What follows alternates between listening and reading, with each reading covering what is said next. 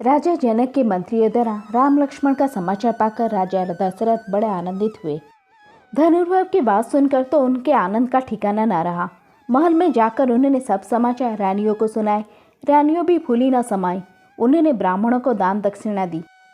गुरु वशिष्ठ की आज्ञा लेकर राजा दशरथ बारात की तैयारी करने लगे। हाथी घोड़ा रथ सभी सजने लगे। छेल छबीले सवार घोड़े नाचने लगे। गुरु वशिष्ठ और राजा दशरथ दिव्य रथों में बैठे। चतुर रंगीन सेना के साथ बारात चल पड़ी और 5वें दिन मिथिला जा पहुंची। राजा जनक ने नगर के बाहर आकर बारात का स्वागत किया और भलीभांति सजाए गए जनबासे में सबको ले जाकर यथा योग्य ठहराया। विश्वामित्र को जब राजा दशरथ के आने का समाचार मिला तब दोनों राजकुमार को लेकर वे जनबासे में पहुंचे। राम लक्ष्मण ने पिता के चरणों में प्रणाम किया। राजा दशरथ ने विश्वामित्र के चरण छुए और कहा, मुनिवर, आपकी कृपा से ही शुभ दिन मुझे देखने को मिला है। राजा जनक की सारी नगरी जगमग जगमग कर रही थी। एक एक घर, एक एक द्वार बंधन बारों से सजा था। चारों ओर मंगल गीत सुनाई दे रही थी। राजमार्ग और राजमहल में दर्शकों की अपार भीड़ थी। विवाह मंडप मणियों और हीरो के फूलों पत्तों से जड़ा था। मणियों के बने भेरे और तरह तरह की पक्षी विवाह मंडप पर जड़े थे, जो हवा चलने से गूंजते कूदते थे। चारों राजकुमारों को लेकर गुरु वशिष्ठ के साथ महाराज दशरथ विवाह मंडप में पधारे।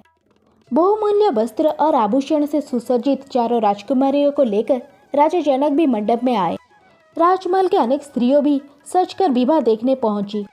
राजा जनक सीता को देखकर महाराज दशरथ से बोले, राजन, ये मेरी बड़ी बेटी सीता है, जो मुझे हल चलाते समय पृथ्वी से मिली थी। आपके वीर पुत्र श्रीराम ने मेरा प्रण पूरा कर इसे वरण करने का अधिकार प्राप्त किया है। ये मेरी दूसरी पुत्री उर्मिला है और ये दोनों कन्याएं मेरे छोटे भाई कुशध्वज की है। बड़ी का नाम मांडवी है और छोटी का श्रुतकीर्ति। मेरी इच्छा है कि सीता के विवाह के साथ इनका भी विवाह हो जाए। लक्ष्मण के लिए उर्मिला को, भरत के लिए मांडवी को और शत्रुघ्न नये को स्वीकार कर मुझे कृतार्थ करे।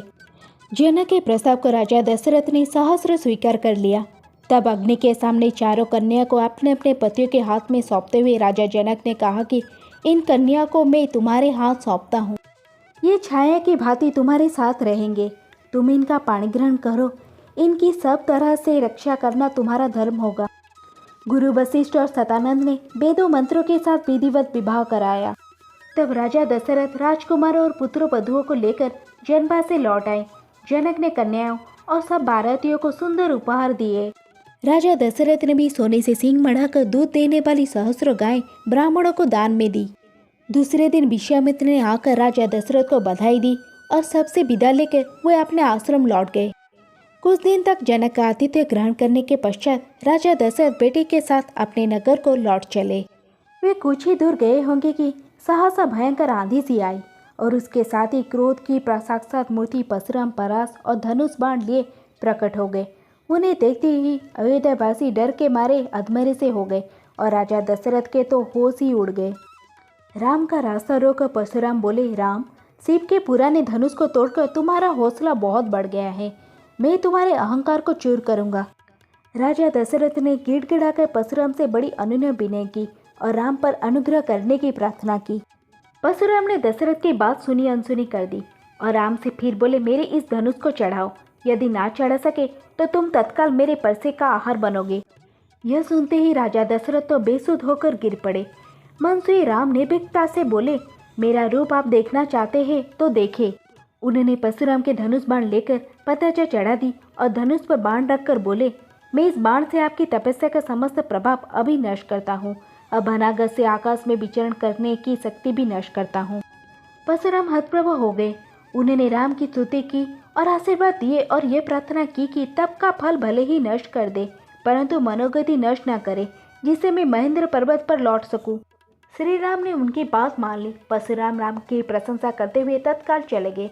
परशुराम के चले जाने के बाद बारात आगे बढ़ी।